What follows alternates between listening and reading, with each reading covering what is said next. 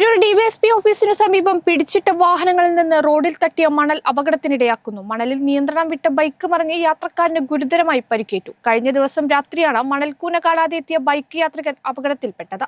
ലേലത്തിൽ പിടിച്ചെടുത്ത വാഹനങ്ങൾ കൊണ്ടുപോകുന്നവർ ലോഡ് കണക്കിന് മണലാണ് റോഡിൽ തട്ടിയിട്ടുള്ളത്.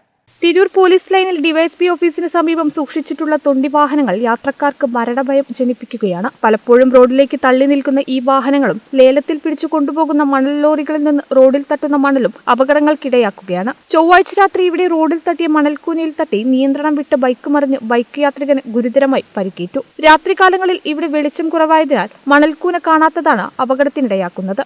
സമീപത്തെ വിദ്യാഭ്യാസ സ്ഥാപനങ്ങളിലേക്ക് ഉൾപ്പെടെയുള്ള പ്രധാന പാതയാണിത്. ഇവിടെയാണ് പോലീസ് പിടിച്ചെടുത്ത വാഹനങ്ങൾ കൂട്ടിയിട്ടിരിക്കുന്നത്. ഇത് പ്രദേശവാസികളടക്കമുള്ളവർക്ക് ബുദ്ധിമുട്ടായി മാറിയിട്ട് കാലങ്ങളേറെയായി. അനധികൃത മണൽക്കടത്തിൽ പിടികൂടുന്ന ലോറികൾ ഉൾപ്പെടെയുള്ളവയാണ് 1/2 കിലോമീറ്ററോളം ദൂരത്തിൽ റോഡരികിൽ തന്നെ കൂട്ടിയിട്ടിരിക്കുന്നത്. അതിൽ പല വാഹനങ്ങളും റോഡിലേക്ക് കയറ്റിയാണ് നിർത്തിയിട്ടുള്ളത്. ഇതും അപകടങ്ങൾക്കിടയാക്കുന്നുണ്ട്. മണൽക്കടത്തിൽ പിടികൂടുന്ന വാഹനങ്ങൾ ലേലത്തിലെടുക്കുന്നതോടെ അതിലെ മണൽ റോഡ് സൈഡിൽ തന്നെ ഉപേക്ഷിച്ചാണ് പലരും പോകുന്നത്. ഈ മണൽക്കൂനകളിൽ തട്ടി വാഹനങ്ങൾ മറിഞ്ഞാണ് അപകടങ്ങൾ ഉണ്ടാകുന്നത്. വാഹനങ്ങളെല്ലാം കാടുമൂടി കിടക്കുന്നത് കാൽനട യാത്രക്കാർക്കും വെല്ലുവിളിയായി മാറിയിരിക്കുകയാണ്.